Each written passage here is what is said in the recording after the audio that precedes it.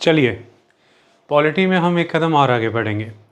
संविधान की इस विकास यात्रा में हम आपको 5th और 6th शेड्यूल्स के बारे में पढ़ा रहे हैं। हमने सबसे पहले लेक्चर में आपको डिटेल में कॉन्स्टिट्यूशन के अंदर इनकी क्या पोजीशन है, 5th शेड्यूल के तहत शेड्यूल्ड एरियाज़ की और 6th शेड्यूल के तहत ट्राइबल एरियाज़ की, यानी कि ऑटोनॉमस डिस्ट्रिक्ट काउंसिल्स की, वो हमने आपको डिटेल में पढ़ाया। हमने नेक्स्ट लेक्चर में आपको आसाम अकॉर्ड को कंसिडरेशन में रखते हुए पूरा कंटेम्प्रेरी सिचुएशन समझाया जो प्रेजेंट डेट में है। हिस्टोरिकली क्या एट्रोसिटीज़ कमिट की गई इन रीजन्स में, इनका एथनिक बेस क्या है, ये क्यों डिस्टिंक्टिव और यूनिक एरियाज़ हैं, किस तरह से इंडिपेंडेंस के बाद वहाँ पर पीसफुल और वायलेंट मूवमेंट्स हुई और कैसे सेंट्रल गवर्नमेंट ने इसे टैकल किया। लोकल कस्टम कल्चर मैनर को सेफगार्ड करने को लेकर के क्या डिमांड्स थी, जिसको लेकर के स्टेट पॉलिटिक्स कार्व आउट होती है और सेंटर के साथ उसे आकर के सेटल होना है।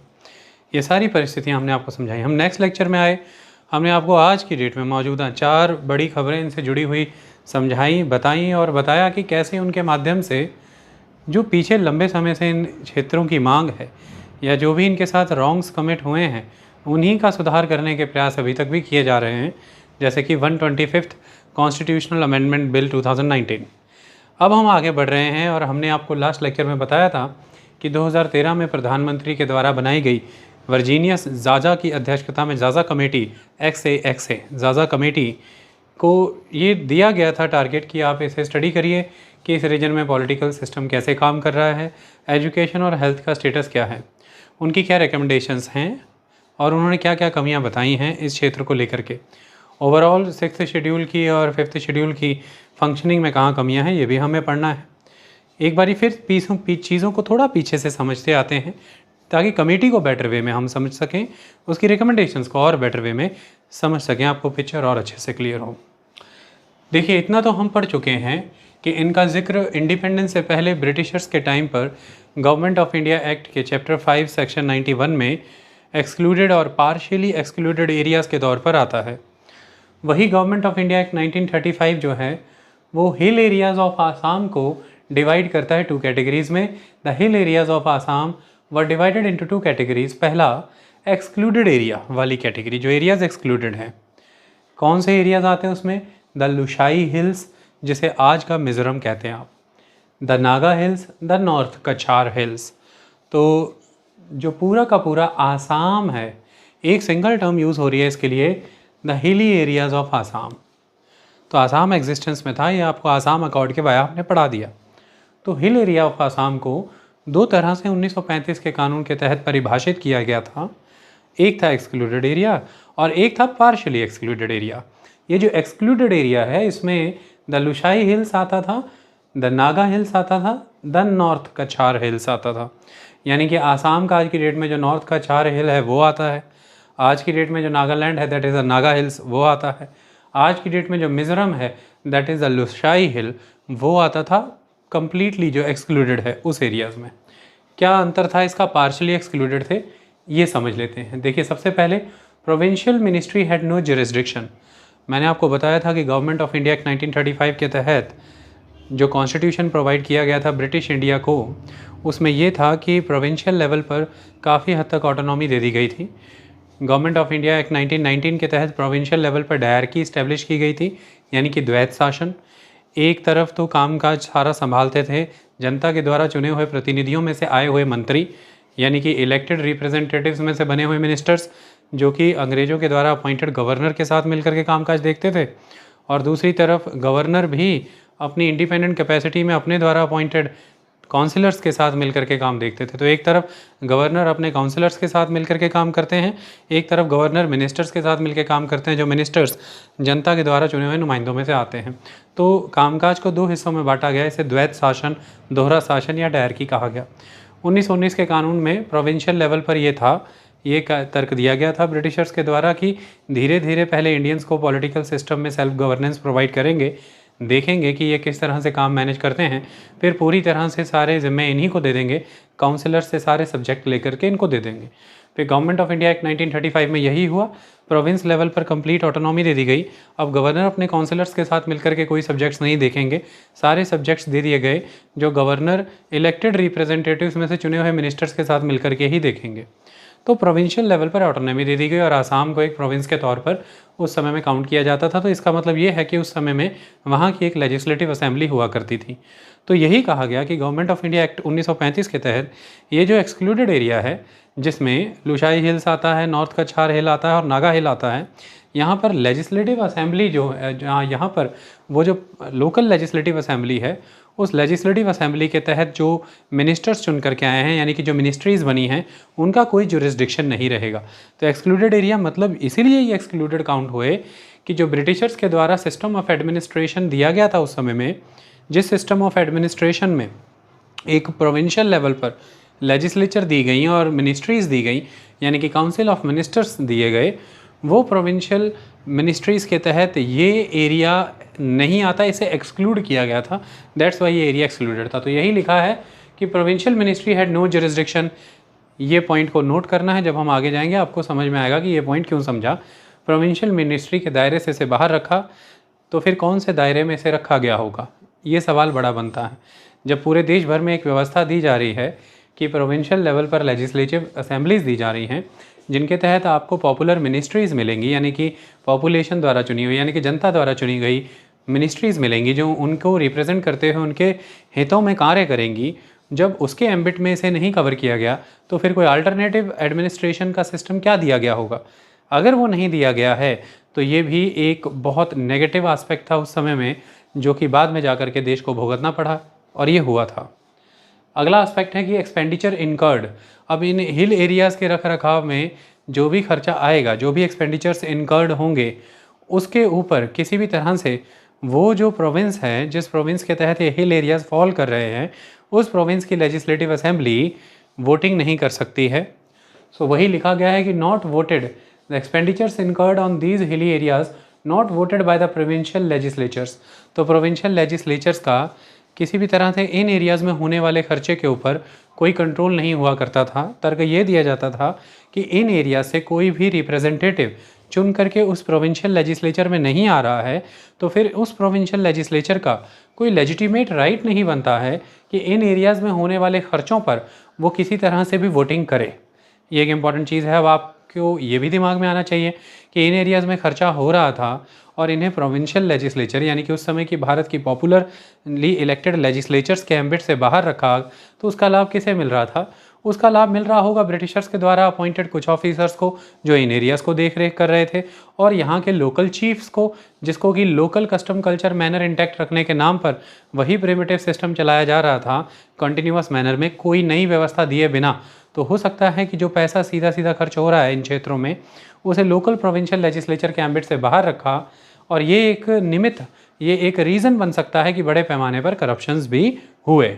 हालांकि ये कदम तो इसलिए उठाया गया कि फाइनेंशियल ऑटोनॉमी दी गई इन रीजन्स को, क्योंकि जब इन रीजन से कोई इलेक्ट होकर के ही नहीं आ रहा है लेजिस्लेचर में, तो फिर उस लेजिस्लेचर का ये राइट भी नहीं बनता कि इन एरियाज़ में होने वाले खर्चों को वो वोटिंग करे। ये एक इम्पॉर्टेंट चीज़। अगला एस्पेक्ट है कि नो फेडरल और provincial legislations extended to the district automatically. कोई भी प्रोविंशियल, कोई भी फेडरल यानी कि देश के स्तर पर बना हुआ कोई कानून, या फिर प्रोविंस यानी कि राज्यों के स्तर पर बना हुआ कोई भी कानून ऑटोमेटिकली इन क्षेत्रों में लागू नहीं होगा। यही सिस्टम आज भी है। 6th शेड्यूल एरियाज़ के तहत आप ये जानते हैं कि कानून सीधे लागू नहीं होते हैं। 5th शेड्यूल एरियाज़ में भी यही प्रोविज़न है। गवर्नर और राष्ट्रपति के पास 6th शेड्यूल एरियाज़ को लेकर के शक्तियाँ हैं कि वो कानून लागू होंगे कि नहीं होंगे। पार्लियामेंट के और स्टेट लेजिस्लेचर के वो उन्हें तय करना है। तो ये प्रावधान तभी से है, नो फेडरल और provincial legislation extended to the district automatically, यानी कि जो प्रोविंशियल लेजिस्लेचर है वो लेजिस्लेशन भी नहीं दे सकती इस एरिया के लिए। प्रोविंशियल लेजिस्लेचर इस एरिया में होने वाले खर्चों पर चर्चा नहीं कर सकती। प्रोविंशियल लेजिस्लेचर में इस एरिया से कोई चुन करके नहीं आ रहा है, और प्रोविंशियल मिनिस्ट्रीज़ यानी कि प्रोविंशियल एग्जीक्यूटिव का यहाँ पर कोई जुरिस्डिक्शन नहीं बनता है। यही कारण से एक शब्द जन्म आ जाता है कि उस समय की मौजूदा व्यवस्था से, उस समय की दी हुई लेजिस्लेटिव और एडमिनिस्ट्रेटिव व्यवस्था से इन्हें बाहर रखा गया, ये एक्सक्लूडेड थे। ये एक इम्पॉर्टेंट चीज़ है। इसके अलावा आ जाते हैं पार्शियली एक्सक्लूडेड एरिया। अब वो जो पूरी तरह से एक्सक्लूडेड नहीं थे, पार्शियली एक्सक्लूडेड थे, तो इनमें कौन से एरियाज आ जाते हैं? The Khasi hills, the Jaintia hill, the Garo hills, वही सारा का सारा मेघालय का इलाका, the Khasi hills, the Jaintia hills, the Garo hills, the Mikir hills, तो ये सारे पार्शियली एक्सक्लूडेड एरिया में कवर हो जाते हैं। क्या अंतर था यहाँ पर? 5 representatives in the Assam legislative assembly, तो इन क्षेत्र से चुन करके 5 रिप्रेजेंटेटिव आसाम की लेजिस्लेटिव असेंबली में आते थे। तो देखिए अब इस स्फेयर में, इस मामले में ये एक्सक्लूडेड एरियाज़ की तरह नहीं है, तो ये कम्प्लीटली उस समय के प्रोवाइडेड सिस्टम से एक्सक्लूडेड नहीं था, क्योंकि यहाँ पर 5 नुमाइंदे इन क्षेत्रों से चुन करके वहाँ की आसाम की लेजिस्लेटिव असेंबली में उस समय में आते थे। In Garo and Mikir hills franchise was limited to the in Garo and Mikir hills franchise was limited to the traditional village headman. अब आप ये देखेंगे कि इन क्षेत्रों से चुन करके लोग लेजिस्लेटिव असेंबली में आते थे, तो फिर वोटिंग का तरीका क्या रहता होगा? वो यूनिवर्सल एडल्ट फ्रेंचाइज के बेसिस पर होता होगा, तो वो हर जगह पर एक जैसा नहीं था। 1937 के चुनाव के तहत जो यहाँ पर व्यवस्था दी गई वो ये थी कि जो गारो और मिकिर हिल्स हैं वहाँ पर वोटिंग का अधिकार सीमित था, और वो जो ट्रेडिशनल विलेज हेडमैन थे, जो गांव प्रधान हुआ करते थे, शुरू से ही पीढ़ी दर पीढ़ी जो चलते आ रहे हैं, उन्हीं के पास वोटिंग का अधिकार हुआ करता था, ताकि उन क्षेत्रों में किसी भी तरह की बगावत न पैदा हो जाए। इसलिए इन अधिकारों को उन्हीं सरदारों तक, उन्हीं प्रधानों तक सीमित रखा गया, जिनकी प्रधानता लंबे समय से वंशानुगत तरीके से चलती आ रही थी इन क्षेत्रों में। ये एक इम्पॉर्टेंट चीज़ है। तो इसके ऊपर यूनिवर्सल एडल्ट फ्रेंचाइज का एक बदलाव आएगा बाद में जाकर के, इस पॉइंट को आपको ध्यान में रखना है। अगला इंपॉर्टेंट एस्पेक्ट, अब ये जो दोनों ही एरियाज़ की बात हम ओवरऑल सेंस में करते हैं, so these areas were administered by the state government subject to the special powers of the governor. अब अगर दोनों की नहीं, ये पार्शियली एक्सक्लूडेड एरियाज़ की ही बात है कि ये स्टेट गवर्नमेंट की अब उनकी बात करें अगर हम एक्सक्लूडेड एरियाज़ की, तो वो प्रोविंशियल मिनिस्ट्री, यानी कि इसे आप स्टेट गवर्नमेंट भी कह लीजिए, प्रोविंशियल मिनिस्ट्री को, उसके जुरिस्डिक्शन से बाहर थे। लेकिन जब हम इनकी बात करते हैं, जो पार्शियली एक्सक्लूडेड एरियाज़ हैं, ये स्टेट गवर्नमेंट की एडमिनिस्ट्रेशन यानी कि जुरिस्डिक्शन में फॉल करते थे, बट स्पेशल पावर्स दी हुई थी गवर्नर को, और गवर्नर उस समय मोस्टली जितने भी थे सारे ब्रिटिशर्स के द्वारा अपॉइंटेड थे। तो ब्रिटिशर्स ने इनके जो ट्रेडिशंस हैं उन्हें प्रिजर्व करने के लिए, कल्चर कस्टम मैनर को सेफगार्ड करने के लिए ये प्रोविज़न दिया कि जो गवर्नर है उनकी स्पेशल पावर रहेंगी एडमिनिस्ट्रेशन को कॉन्टेक्स्ट में रखते हुए, लेकिन एडमिनिस्ट्रेशन पार्शियली एक्सक्लूडेड एरिया की स्टेट गवर्नमेंट के अधीन होगी। तो एक परिवर्तन इनका एक्सक्लूडेड एरिया से ये आ गया कि यहाँ पर इलेक्टेड मेंबर आते थे 5, यहाँ की लेजिस्लेटिव असेंबली में आते थे। दूसरा, यहाँ की एडमिनिस्ट्रेशन स्टेट गवर्नमेंट के अधीन थी। हाँ, स्पेशल पावर गवर्नर को जरूर दी गई, लेकिन एक्सक्लूडेड एरिया का अंतर इससे ये हो जाता है कि ना तो वहाँ पर लेजिस्लेटिव असेंबली में कोई इलेक्टेड मेंबर आते थे, ना ही वहाँ की मिनिस्ट्रीज़ यानी कि स्टेट गवर्नमेंट को किसी तरह का कोई जुरिस्डिक्शन प्रोवाइड किया गया था, और ना ही उन क्षेत्रों में होने वाले खर्चों पर वहाँ की लेजिस्लेचर कोई चर्चा विचार या किसी तरह की वोटिंग कर सकती थी। ये इतना सारा सिस्टम हमने देखा, इससे हमारी नज़रों में समझ में क्या आया? ये निकल कर क्या आया कि government of India 1935 did not change the administrative machinery of the districts. इन्हें डिस्ट्रिक्ट कह करके पुकारा जा रहा है, क्योंकि हमने जब एक क्षेत्र के तौर पर बात की तो वो आसाम है, जब हम उसके भीतर बात कर रहे हैं तो डिस्ट्रिक्ट के तौर पर जब बात हो रही है तो लुशाई हिल, नागा हिल, नॉर्थ कछार हिल, जैंतिया, खासी, गैरो, मिकेर, ये सारे के सारे डिस्ट्रिक्ट के तौर पर काउंट हो रहे हैं। तो यहाँ पर डिस्ट्रिक्ट वर्ड से कंफ्यूज ना हो। अब ये कहा गया है कि जो गवर्नमेंट ऑफ इंडिया एक्ट है उसने एडमिनिस्ट्रेटिव मशीनरी डिस्ट्रिक्ट्स की चेंज नहीं की। जो पहले से एग्जिस्ट करती, एक लंबे समय से चलती आ रही एडमिनिस्ट्रेटिव मशीनरी थी, वही चलती रही, उसे किसी तरह से बदला नहीं। Government of India act 1935 did not afford local self government और पॉलिटिकल ऑटोनॉमी। इस बात को ध्यान से समझें कि किसी तरह की लोकल सेल्फ गवर्नमेंट और पॉलिटिकल ऑटोनॉमी नहीं दी to the hill tribes to manage their local affairs according to their own genius and ability, यानी कि no political activities in these districts were permitted.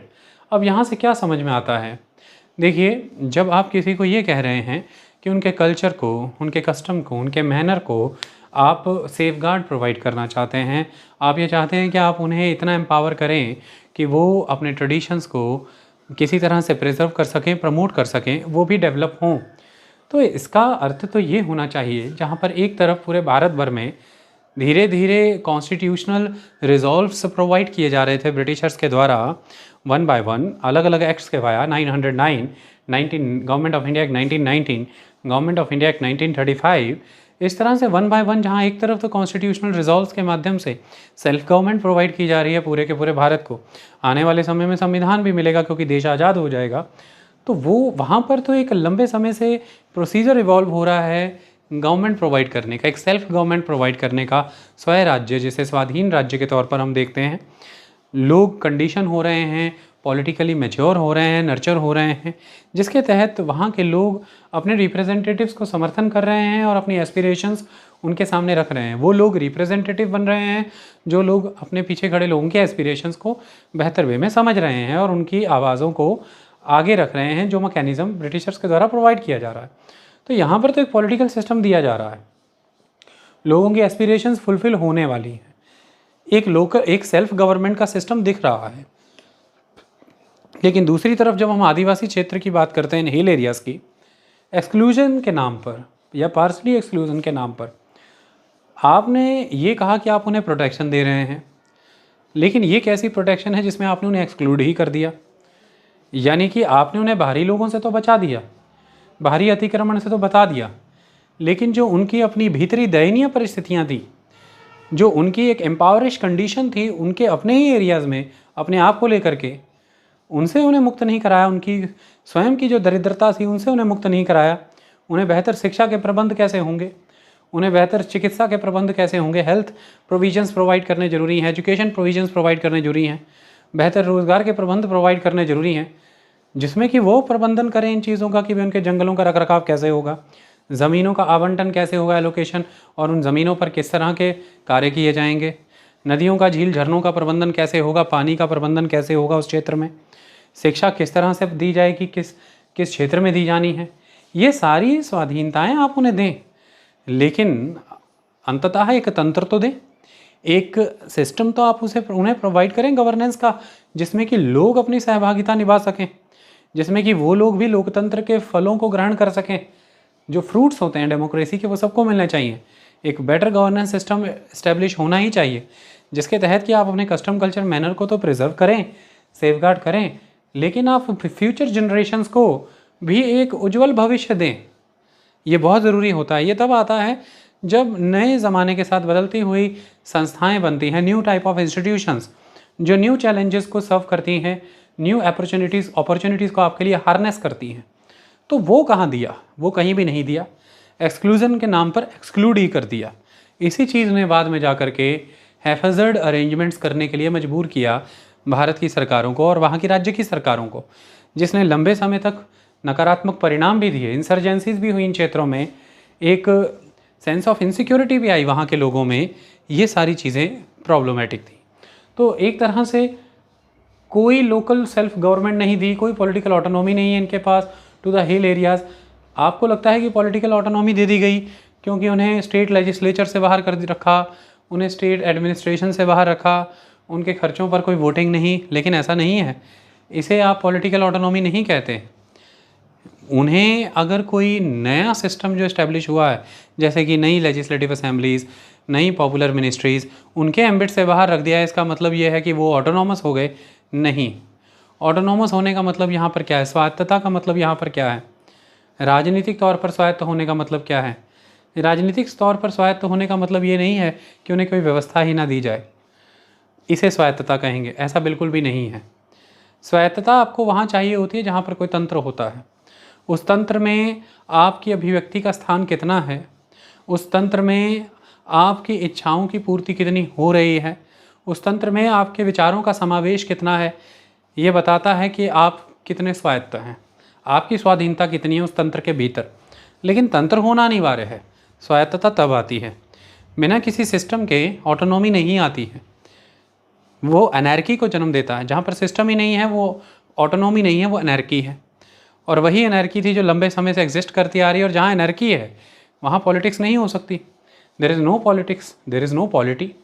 तो कोई पॉलिटिकल ऑटोनॉमी नहीं provide किया आपने। जो सिस्टम एक चलता आ रहा था उसे चला रहे हैं आप, वो भी अपनी इच्छाओं के अनुरूप। क्योंकि ब्रिटिशर्स का पर्पस क्या था? अगर तो देखिए, आप किसी का विकास करना चाहते हैं तो फिर आप ये जोखिम भी लेने को तैयार होते हैं कि अगर एक समय तक मेरा क्रिटिसिज्म या खिलाफत भी होती, कोई बात नहीं, अगर मेरी नीयत सच्ची है तो मैं लंबे समय तक इनके उत्थान के लिए कार्य करूँगा, यानी कि इनके अपलिफ्टमेंट के लिए मैं वर्क करूँगा। और ऐसे में एक समय के बाद इन्हें भी समझ आएगा कि इन्हीं के विकास के लिए मैंने यह सब किया। लेकिन ये तब होता है जब आप लिटरली डिवोटेड होते हैं उस एरियाज़ को, उन लोगों को लेकर के। ब्रिटिशर्स का पर्पज़ ये था कि वो हर चीज़ का कॉस्ट बेनिफिट निकालते थे कि भाई क्या फ़ायदा है इस क्षेत्र में तंत्र दे करके, एडमिनिस्ट्रेशन दे करके, इनको किसी भी तरह से इंटरवीन करके, अगर ये लंबे समय तक विद्रोही करेंगे, अगर ये हमारे खिलाफ़ खड़े होंगे, हमारी चौकियों को जलाएंगे, हमारे अफसरों को तंग करेंगे, तो हमारा पर्पज़ तो ये है कि यहाँ से पैसा बटोरना, इनके जंगलों का इस्तेमाल करना, इन क्षेत्रों से रेवेन्यू हार्नेस करना और लंदन भेजना। हमारा पर्पज़ नहीं है कि इनको है एजुकेशन में, हेल्थ में, पॉलिटिक्स में डेवलप करना, मैच्योर करना, इनकी फ्यूचर जनरेशन्स को सिक्योर करना, जिसके लिए कि हम इनकी खिलाफत झेल करके भी इस क्षेत्र को एक अच्छा संविधान, एक अच्छा तंत्र देते रहें। नहीं, इसके लिए फिर हमें लंबे विद्रोह झेलने पड़ेंगे, इसके लिए हमें लंबी लड़ाइयाँ लड़नी पड़ेंगी। हो सकता है हमें इन्हें कन्विंस करने में बहुत समय चला जाए। हम क्यों दें ये समय, हम क्यों लगाएं ये रिसोर्सेज? हमारा पर्पज़ है कि ये लोग बस शांत रहें। उसके लिए ये क्या चाहते हैं कि हम इनके क्षेत्रों में, इनके कस्टम कल्चर मैनर में ना इंटरवीन करें, तो हम मिशनरीज़ को रोक देंगे, इनके एरियाज़ को सीमित करते चले जाएंगे और इन्हें वहाँ पर अपने हाल में छोड़ देंगे, बाकी एरिया से सारा मुनाफा खींच करके अपने मुल्क ले जाएंगे। ये सिस्टम था जो अंग्रेज़ों के द्वारा अपनाया गया, जिसको वो एक्सक्लूडेड और पार्शली एक्सक्लूडेड सिस्टम कहते हैं। जबकि एक जिम्मेदाराना सरकार कभी भी ऐसा नहीं कर सकती, एक जिम्मेदाराना मुल्क कभी भी ऐसा नहीं कर सकता।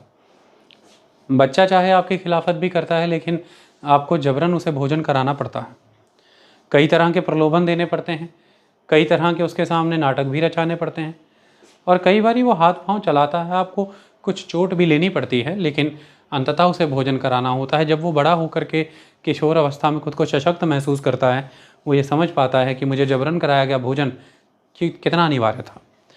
लेकिन ये वही करेगा जिसके अंदर मामत्व का भाव है, जो उसके प्रति स्नेह रखता है, उसका विकास करना चाहता है। और एक सही राष्ट्र वही है जो इस तरह का भाव अपने प्रत्येक जन के प्रति रखता है, यही राष्ट्र होता है। और सच्चे राष्ट्र प्रतिनिधि भी वही होते हैं जिन्हें राष्ट्रवादी कहा जाता है, जो किसी का दमन नहीं करते हैं अपनी सोच को थोपने के लिए, जो प्रत्येक मनुष्य का उत्थान चाहते हों, वही राष्ट्रवादी होते हैं।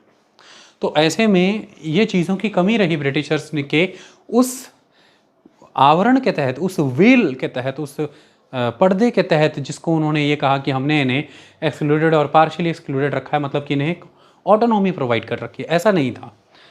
Government of India act 1935 did not change the administrative machinery of the district. Government of India 1935 did not afford the local self government and political autonomy to hill tribes to manage their local affair according to their own genius and ability. No political activities in these districts were permitted. No political entity to voice their aspirations and grievances. किसी तरह की कोई political entity नज़र ही नहीं आती कि वहाँ के लोग अपनी एस्पिरेशंस और ग्रीवांसेस को आगे रख पाएँ। तो फिर कैसे विकास होगा? किस तरह से फिर काम चल रहा था? British superintendent and local chiefs use to rule the people as a virtual dictator. जो लोकल चीफ थे, लंबे समय थे जो एग्जिस्ट कर रहे थे, वो और ब्रिटिशर्स के द्वारा अपनाए अपॉइंटेड किए गए सुपरिंटेंडेंट्स, बस ब्रिटिश ब्यूरोक्रेसी और द लोकल चीफ्स, इनके तहत एक टेम्परेरी व्यवस्था के तहत ये क्षेत्र चल रहा था। सुपरिंटेंडेंट का पर्पस क्या था कि ब्रिटिशर्स के वेस्टेड इंटरेस्ट इन एरियाज़ में सर्व होते रहें, यानी कि ये लोग विद्रोह के राह पर ना चलें, ब्रिटिशर्स को ना तंग करें, ब्रिटिशर्स जिन जिन एरिया से पैसा उगाना चाहते हैं उगाते रहें, जितना का इन ट्राइबल क्षेत्र को, इन लोगों को, इनके रिसोर्सेज को एक्सप्लॉइट किया जा सकता उतना का हम कर लें। उसके लिए हमारी व्यवस्था को वहाँ सुनिश्चित करने के लिए हमारा एक सुपरिंटेंडेंट रहे, बाकी इनके लोकल चीफ जो इनके साथ करते हैं वो करते रहें, हमें कोई मतलब नहीं, इन्हें जिस परिस्थिति में रहना है रहें। विकसित होते हैं नहीं होते हैं, पूरा भारत किस ओर बढ़ गया और ये कहाँ है, हमें इससे कोई लेना देना नहीं, इसलिए ये व्यवस्था अंग्रेजों के द्वारा रखी गई। तो कोई पॉलिटिकल इंस्टीट्यूशंस फिर क्यों आएंगे? लोगों की एस्पिरेशंस को जानने के प्रयास क्यों किए जाएंगे? डेमोक्रेटिक मूवमेंट्स वहाँ पर कंडक्ट क्यों होंगी? लोगों की समस्याएं, उनके दुख, उनके दुखड़े, उनके ग्रीवेंसेस आगे आएँ, ये क्यों होंगे जबकि उनका कोई समाधान ही नहीं करना चाहता? इसलिए ये लोग बुरी तरह से पिछड़ गए। So British superintendent and legal chiefs used to rule the people as a virtual dictator. After independence क्या होता है? इन सभी क्षेत्रों की तरफ से रीजनल ऑटोनॉमी की मांग आती है कि भाई हमें ऑटोनॉमसी रहना दिया जाए। देखिए उसके पीछे भी ऑटोनॉमी शब्द को भी कई बार बहुत नेगेटिवली यूज़ किया जाता है। ऑटोनॉमी मैंने अभी आपको बताया तभी है जब कोई तंत्र है। ऑटोनॉमी का मतलब कभी भी एनार्की नहीं है, अराजकता नहीं है। राजकता सदा रहनी चाहिए, अराजकता नहीं होनी चाहिए। एक रूल बेस्ड सोसाइटी होनी चाहिए, लॉ एंड ऑर्डर होना चाहिए, लेकिन ये देखा जाए कि रूल बेस्ड सोसाइटी में रूल्स किसके हित के लिए बनाए गए हैं, रूल्स कहाँ से बन कर के आए हैं, क्या वो डिक्टेटेड हैं या वो ऑल एनकैम्पासिंग हैं, सभी को साथ में जोड़ करके बनाए गए। हाँ, ये भी बहुत ज़रूरी होता है। तो ऐसे में अगर हम देखें तो after independence demands for regional autonomy and better status with in the constitutional framework generate हुई कि एक बेटर स्टेटस हमें दिया जाए, रीजनल ऑटोनॉमी दी जाए कॉन्स्टिट्यूशनल फ्रेमवर्क के तहत। ये एक मांग उस समय में पैदा हुई। तो फिर क्या होता है, अंतरिम government of India in 1947 sensitive to the political aspirations. मैंने आपको बताया था कि 1946 के चुनाव के तहत अभी अंग्रेज भारत में ही थे, उसी समय में भारत के लोगों को उन्होंने एक अंतरिम सरकार दे दी जो आज़ादी के बाद भारत की संपूर्ण सरकार होगी। जब तक वो नहीं होता तब तक उसे अंतरिम सरकार का नाम दिया गया, इंटरिम गवर्नमेंट। 1947 में ही ये इंटरिम गवर्नमेंट जो है सेंसिटिव थी इन पॉलिटिकल एस्पिरेशंस को लेकर के, इन क्षेत्र के लोगों की मांगों को लेकर के। वो ये चाहते थे कि इनकी मांगों को, इनकी एस्पिरेशंस को, ग्रीवेंसेस को प्रॉपरली सुना जाए और क्या समाधान दिया जा सकता है वो दिया जाए। इसके तहत आपको पता है संविधान बनाने वाली सभा कॉन्स्टिट्यूएंट असेंबली थी और उस कॉन्स्टिट्यूएंट असेंबली ने अलग अलग मामलों को डील करने के लिए अपनी कई सब कमेटियाँ बनाई थी और उसी के तहत एक सब कमेटी बनी हुई थी, sub committee for the north eastern India. Constituent assembly की ये सब कमेटी हुआ करती थी और उस सब कमेटी का नाम था north east frontier tribal and excluded areas committee. North east frontier tribal and excluded area committee. इसके चीफ बनाए गए गोपीनाथ बोरदोलोई जो कि चीफ मिनिस्टर थे उस समय के आसाम के। इनके द्वारा इनको कहा गया कि इन क्षेत्रों में जाइए, ऑन द स्पॉट स्टडी करिए, वहाँ पहुँच करके लोगों के बीच रह करके उनकी समस्याओं को सुनिए, समझिए और जानिए कि क्या समाधान चाहिए उन्हें और किस तरह से उनका विकास हो सकता है संविधान के तहत। उन्होंने देखा, समझा और उन्हें बहुत ही simple and very inexpensive setup बताया कि भाई यहाँ पर आप डिस्ट्रिक्ट काउंसिल्स प्रोवाइड कर दीजिए। डिस्ट्रिक्ट काउंसिल्स, जैसा कि ऑटोनॉमस डिस्ट्रिक्ट काउंसिल का जिक्र हमने देखा बाद में, उन्होंने कहा कि भाई यहाँ पर डिस्ट्रिक्ट काउंसिल्स प्रोवाइड कर दीजिए। पहली बात तो आप ये कर दीजिए। गोपीनाथ बोरदोलोई की अध्यक्षता के तहत north eastern frontier tribal and excluded area committee का ये रिकमेंडेशन था। दूसरा, उन्होंने कहा कि एक्सक्लूडेड और पार्शली एक्सक्लूडेड एरिया जैसे शब्द ख़त्म कर दीजिए। तीसरा, उन्होंने कहा कि इनको यहाँ की जो लेजिस्लेचर हो, लेजिस्लेटिव असेंबली हो, उसमें रिप्रेजेंटेशन दीजिए। तो लेजिस्लेटिव असेंबली में रिप्रेजेंटेशन दीजिए, एक्सक्लूडेड पार्शली एक्सक्लूडेड एरिया जैसे शब्दों का खात्मा कर दीजिए और इन्हें ऑटोनॉमस डिस्ट्रिक्ट काउंसिल्स जैसे प्रावधान दे दीजिए। ये बात वहाँ पर कही गई। इन्हीं प्रावधानों को कंसिडरेशन करते हुए फिर आर्टिकल 244(2) और 6th शेड्यूल जैसी चीज़ें कॉन्स्टिट्यूशन में इंसर्ट की गई और सारी प्रक्रिया को आगे बढ़ाया। संविधान लागू हो गया 26 जनवरी 1950 और उसके तहत अभी यहाँ पर डिस्ट्रिक्ट काउंसिल्स नहीं दी गई हैं, लेकिन उसके पहले ही अंतरिम तौर पर ट्राइबल एडवाइजरी काउंसिल्स इन क्षेत्रों में स्थापित की गई। अब ट्राइबल एडवाइजरी काउंसिल्स जो स्थापित की गई हैं उसके क्रम के तहत हम बाकी कहानी आगे बढ़ाते हैं। इंडियन कॉन्स्टिट्यूशन आ जाने के बाद जब इंडियन कॉन्स्टिट्यूशन एनफोर्स हुआ, इंटरिम ट्राइबल एडवाइजरी काउंसिल्स बनाई गई। किन के लिए? सभी के सभी हिल डिस्ट्रिक्ट्स के लिए। अंतरिम क्यों कहा गया इन्हें? क्योंकि गोपीनाथ बोरदोलोई की अध्यक्षता में वो जो कमेटी बनी थी, north east frontier tribal and excluded areas committee, उसने रिकमेंडेशन ये दी थी कि भाई डिस्ट्रिक्ट काउंसिल्स बनाइए। तो अब कॉन्स्टिट्यूशन एनफोर्स हुआ है 1950 26 जनवरी को। अभी समय चाहिए इस रीजन के लिए डिस्ट्रिक्ट काउंसिल्स बनाने के लिए। तो डिस्ट्रिक्ट काउंसिल्स अभी एग्जिस्टेंस में नहीं आई हैं। मैं एक डिस्टर्बेंस बंद कर दूं।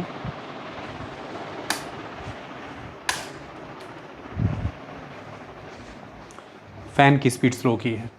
तो डिस्ट्रिक्ट काउंसिल्स अभी एग्जिस्टेंस में नहीं आई हैं, उसके आने में अभी समय है। तो इस अंतरिम समय के लिए ट्राइबल एडवाइजरी काउंसिल्स बना दी गई इन सभी के सभी हिल डिस्ट्रिक्ट्स के लिए and desired the tribal representatives to participate in the administration of the areas of the district of the hill areas. तो इनसे ये एक्सपेक्टेशन ट्राइबल एडवाइजरी काउंसिल्स बनाई गई और उनसे ये एक्सपेक्टेशंस की गई कि जो उन एडवाइजरी काउंसिल्स के मेंबर हैं, जो रिप्रेजेंटेटिव हैं, वो पार्टिसिपेट करें इन एरियाज़ को। एडमिनिस्ट्रेशन जो एग्जिस्ट कर रही है, जो एडमिनिस्ट्रेशन प्रोवाइड की गई है, उसमें पार्टिसिपेट करें। इससे ये माना गया कि ये ट्रेंड भी हो जाएंगे आने वाले समय में। अगर यहाँ पर ऑटोनॉमस डिस्ट्रिक्ट काउंसिल बनाई जाएंगी तो उसमें कामकाज करने के लिए ये ट्रेंड भी हो जाएंगे। तो एक तरह से वो खुद को लोकली गवर्न कर पाएँ, उसकी ट्रेनिंग का निमित्त भी इसे बनाया गया, एक ज़रिया भी बनाया गया और समय भी लिया गया। ये देखा गया, वहाँ के माहौल जांचा गया कि यहाँ पर डिस्ट्रिक्ट काउंसिल कब किस वे में प्रोवाइड करनी है।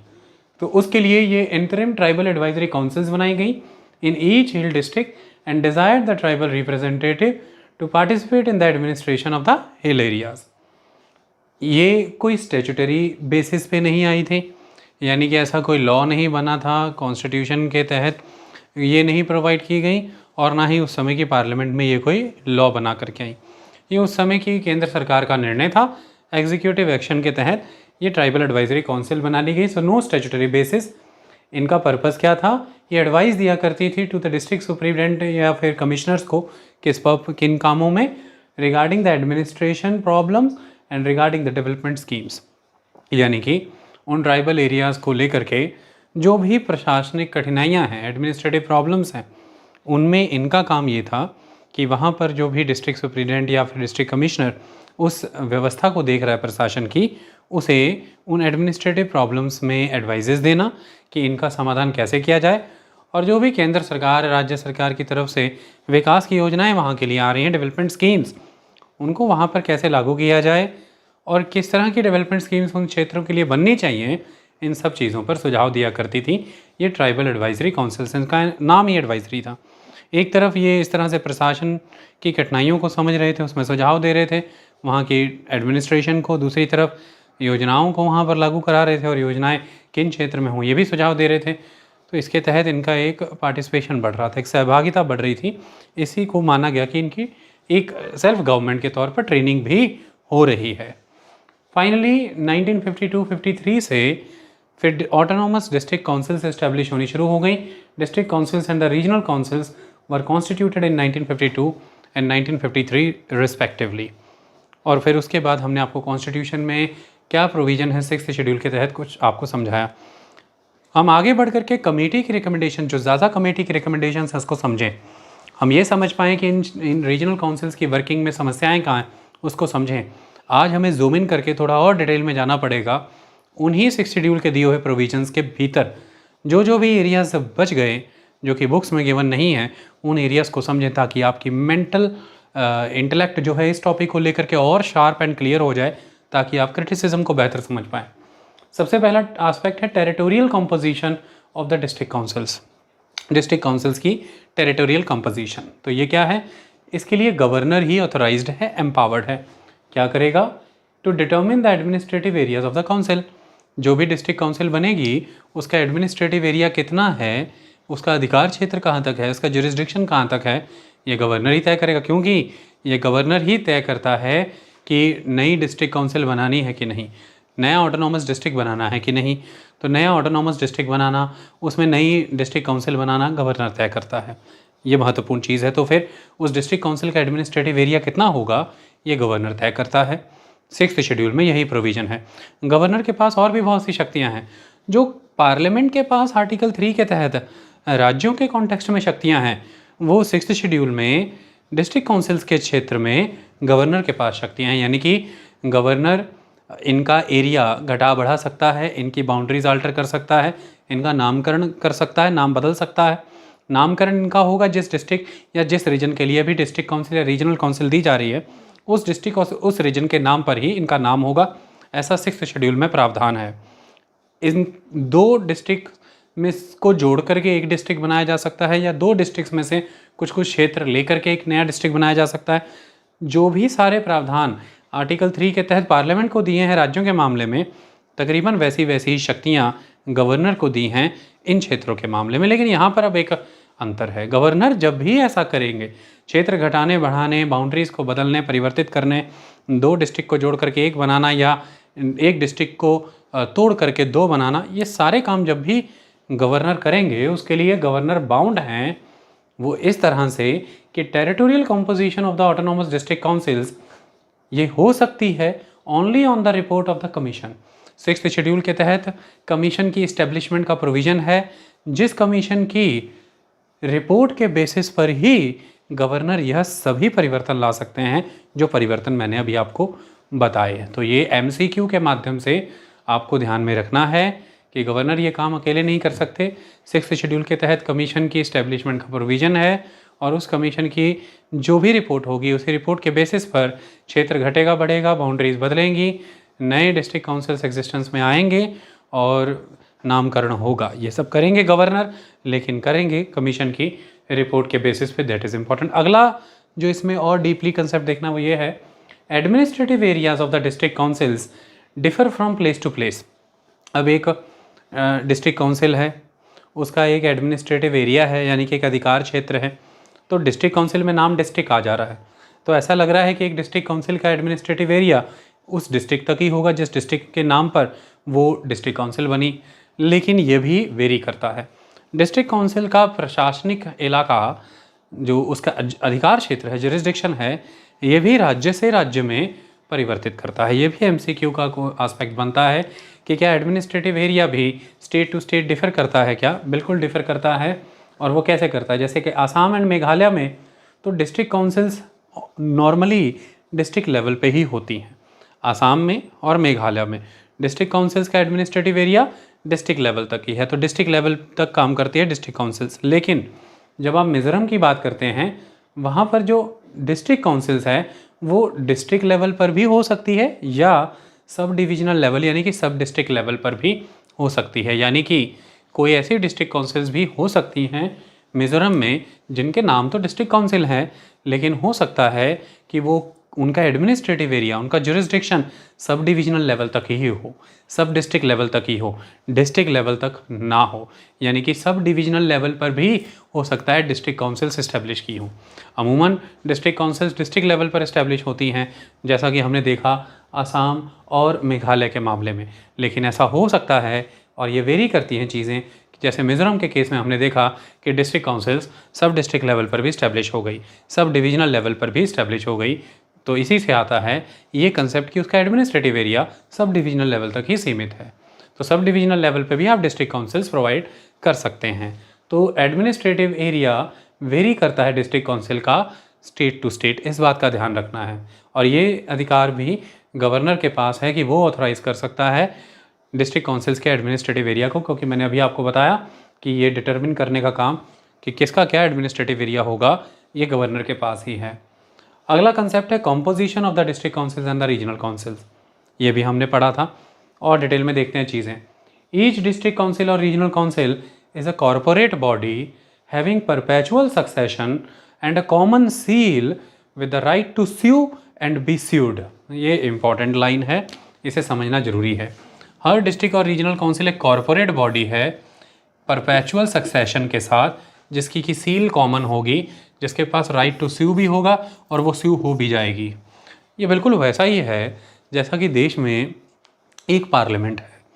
देखिए, जब से पार्लियामेंट के चुनाव हुए 1952 में लोकसभा पहली बनी है, तो पार्लियामेंट तब से अब तक एग्जिस्ट कर रही है।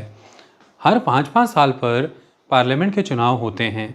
चुनाव होने पर नई लोकसभा गठित होती है, लेकिन नई लोकसभा का अर्थ यही है नए सदस्यों का वहाँ पर चुन करके आना।